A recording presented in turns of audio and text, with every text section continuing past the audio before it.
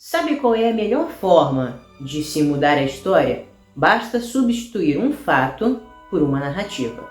E todo aquele que quer controlar a população e privá-la de sua verdadeira identidade tem por obrigação, caso queira ser bem-sucedido, modificar um acontecimento histórico de acordo com o seu próprio ponto de vista, de modo que favoreça seus ideais. E se eu te disser que, além de eventos históricos, é possível fazer a mesma coisa com personagens.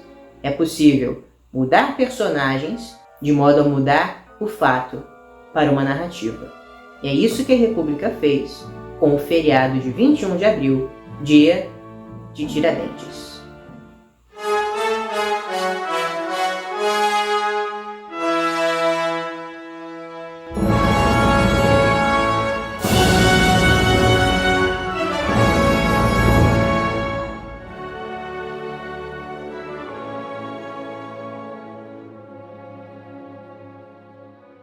Tiradentes é um personagem que, uma vez estudado, gera certa controvérsia. A primeira delas é o fato de que há documentos que dizem que ele morreu em Portugal e não no Brasil, enforcado, como o relato oficial diz. Mas não é neste detalhe que nós entraremos hoje. O primeiro fato é que Tiradentes não era o líder da Revolução. A Inconfidência Mineira, que é como este evento é chamado, foi inspirada diretamente nos ideais da Revolução Francesa, apenas usando como pretexto o Quinto e a derrama. Não era um movimento popular, visto que as elites é que planejaram o movimento, principalmente a maçonaria. Mesmo que fizesse parte do Regimento dos Dragões, da Capitania de Minas Gerais, ele era o menos influente dentre os organizadores da revolta. E quando foi sentenciado à morte, foi atribuída a ele a condição de líder apenas para ser o bode expiatório de quem realmente detinha poder. Para que possamos nos situar, o Quinto e principalmente a derrama estavam sendo cobrados porque, na mesma época, Portugal havia sido devastado por um maremoto que gerou uma tsunami. Com isso, o governo de Marquês de Pombal elevou o nível da tributação de modo a restaurar a capital lusitana. E isso foi um pretexto mais do que suficiente para que os inconfidentes colocassem em prática uma revolta que instalasse um regime republicano apenas na capitania mineira. Quando estavam sendo julgados os integrantes da revolta, e que era uma rebelião contra a coroa, sem petição popular, Dona Maria I, conhecida como a Piedosa, deu clemência à maioria dos envolvidos, mudando as suas penas de penas capitais, que envolviam a pena de morte, para prisão perpétua.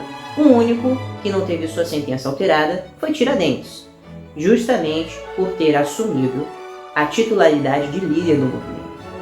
Se sabemos que a Inconfidência Mineira não foi uma proto-independência, mas sim uma revolta de elites minoritárias insatisfeitas com cobranças de impostos, por que comemoramos o dia 21 de abril? A resposta é a proclamação da República. Até 1889, Tiradentes não era conhecido e não era lembrado como um herói, pois era um rebelde contra o governo português. Com a queda do Império, foi necessário substituir diversos dos símbolos monárquicos. Exemplo disso é o próprio brasão da República, que possui em seu fundo os ramos de café e tabaco presentes anteriormente no brasão imperial da bandeira da monarquia. A mesma coisa precisou ser feita com o patrono da independência, que era Dom Pedro I, até o dia 15 de novembro de 1889. A partir do golpe da República, foi substituído por Tiradentes, de modo que o povo passasse a reconhecer não uma figura monárquica, mas uma figura republicana, um herói inventado. Além disso, não haviam registros oficiais de Tiradentes, nenhuma pintura, nenhum retrato. O primeiro registro oficial foi feito 100 anos depois da Inconfidência Mineira, que retratava Tiradentes com barba, cabelos compridos e de aspecto piedoso e sofrido. O objetivo por trás desta figura era assimilar, na ideia popular, a ideia de um Cristo civil. Como o Brasil é um país de maioria católica e cristã, associar um personagem público à aparência de Cristo é uma ótima forma de colocá-lo no ideal popular e de estabelecê-lo no lugar de um fato.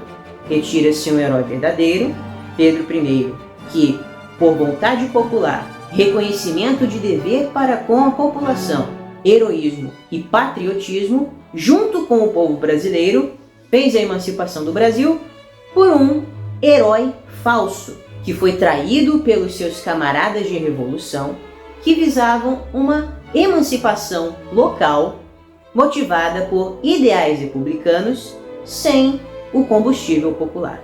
É isso que a República faz.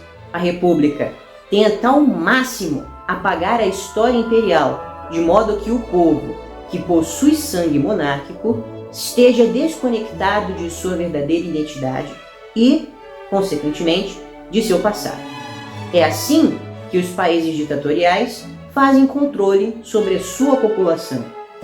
Mudam a história, tiram os personagens, colocam novos heróis, tudo com o objetivo de ganhar poder e controlar.